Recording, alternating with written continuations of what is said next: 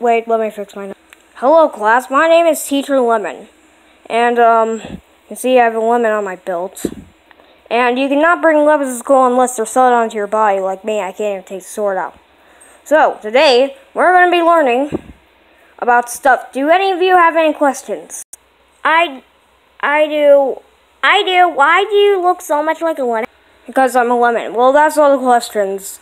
But I am a lemon, and my nose kind of look like Pinocchio. But today, we're going to be learning what the sun is. Now, you see, the sun is a planet. Dang it!